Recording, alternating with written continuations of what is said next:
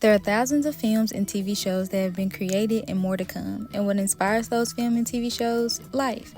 We hear all the time of people creating art based off of the experiences that they've had in life and the things that they went through. Some tragic, whereas some are downright funny and relatable. But at the end of the day, they stem from the experience of life. The gray area of choices and decisions that stem from different reasonings. However, as I start this video, I ask myself the question, does art no longer imitate life? Before I get into what I mean by that, let me take you to 4 different times in film and TV through 4 different genres. The day that money changed SpongeBob, one of the most humble, hard-working, kind, and optimistic characters in the show, changed for the worse because he and Patrick stumbled upon a random expensive pearl from a clam. They sold that pearl from the clam, and he basically became a millionaire. Throughout the episode, they make really bad decisions with the money, and because of SpongeBob's kind nature, he started to just hand out money to random people who needed it. They started to become his friends.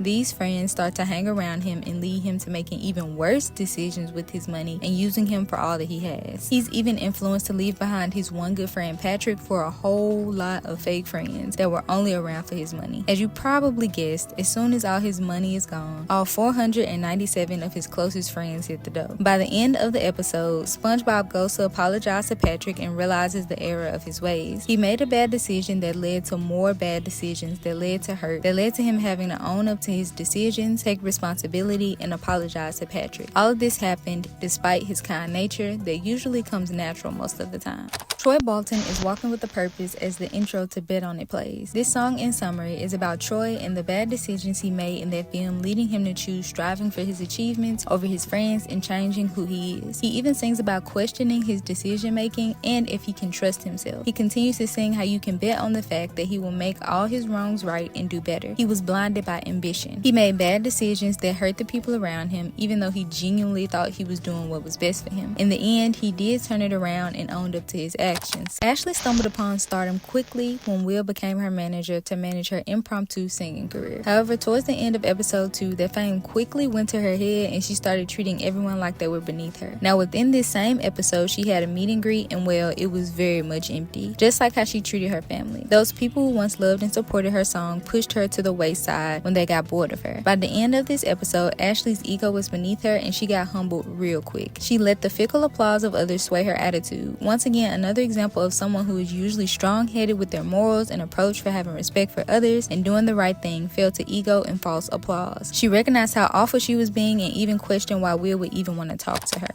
If you have not seen The Last of Us show and the whole video game series, leave right now to avoid major spoilers. This final episode takes us to the hospital where Joel made the choice that had everyone talking. Some saying he should have let them do the surgery, others saying maybe the world should burn because ain't no way, and I'm saying everyone should just let her make her own choice instead of lying to her, but that's a conversation for another day.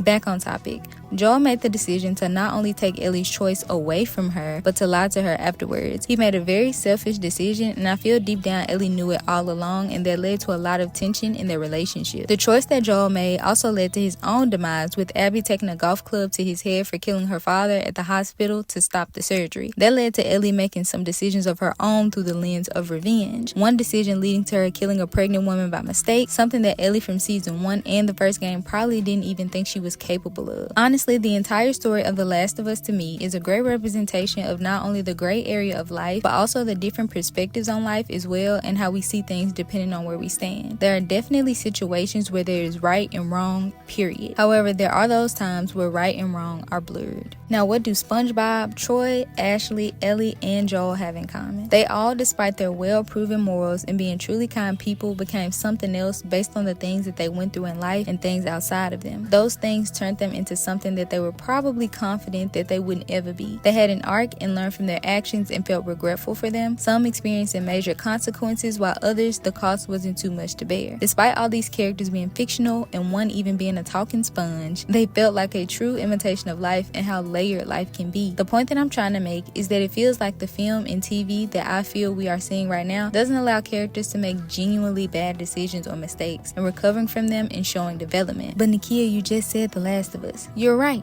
I did. You want to know why I mentioned it?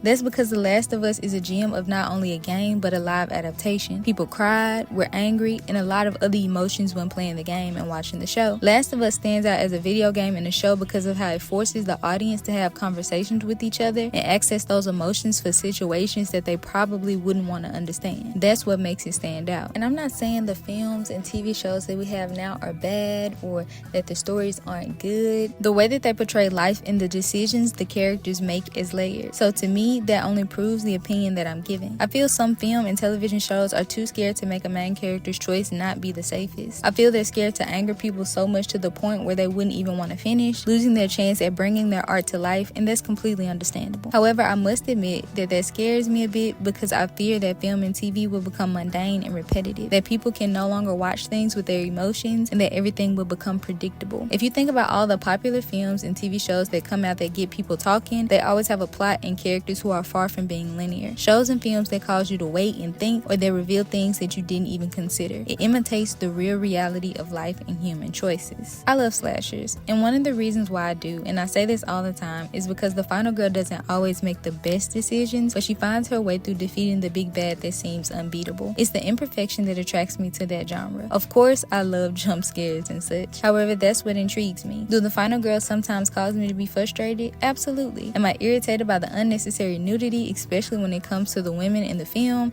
Yup. However, I don't know why, but seeing the person that everyone bet against actually winning is just iconic to me. Even if they end up not in their right mind, they still live against a killer who just knew that they would kill them. These final girls don't make choices that are always smart. However, if you put yourself into their shoes, you can understand how an experience that was supposed to be fun, that turned out to be a living nightmare where survival is all that matters, could lead them to doing just about anything in the moment. Imagine someone comes up to you and tries to pants you in public. Some would uppercut the person. Some would cry, some would freeze with confusion, some would run away, and so on and so forth. Now imagine you're vibing next to a lake and a 6'8" man walks up to you with a machete. Some would try to fight, some would cry and beg for mercy, some would freeze out of fear, some would run away, and so on and so forth.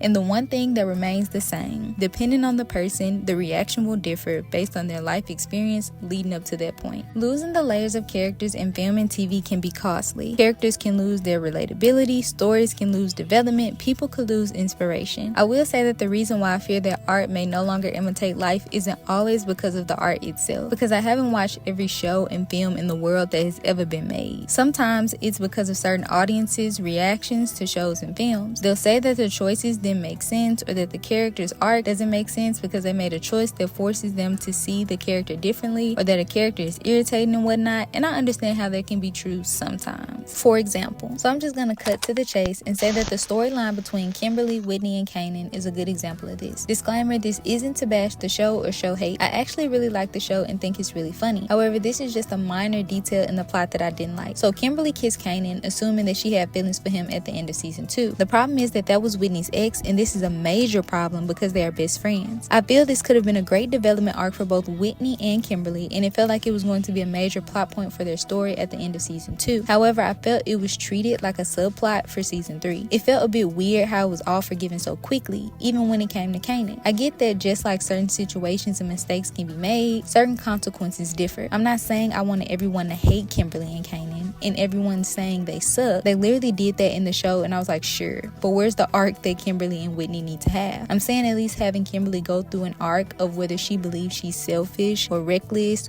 or if she's a good person or anything of that nature would have been nice, especially since her character is all about standing for what's right. Also, having Whitney go through a bit of an arc where it's hard for her to trust could have been done with Isaiah instead of the plot about stereotyping him for being rich or questioning her trust with her decisions, because if she can't choose the right friend or guy, how can she trust the decisions she makes? I feel it was a missed opportunity to build on these characters even more and give the audience a deeper dive into them, or even in some way allow them to grow from that and gain a better bond, in return allowing the audience audience to bond with them. However, just think about all the times in your life you made a choice that didn't make sense or that irritated you and that wasn't a good choice or a choice you didn't ever think you'd make. I know I've made plenty of choices like those. So as a viewer, I feel that if this route continues to where we want characters to not make us mad or not misunderstand characters in a way that irritates us or frustrates us, people will start to make art with that in mind, because every filmmaker or showrunner wants their art to be brought to life, and if audiences don't like it, then they may not be able to do it. There will no longer be layers to a cake with decorations that may be hard to understand but are really yummy when digested. It'll just be a dry sheet pancake with no icing, because, well, you can't get the flavors wrong if there are none at all. Thank y'all so much for watching. Remember to keep it kind and let me know what y'all think below. Peace.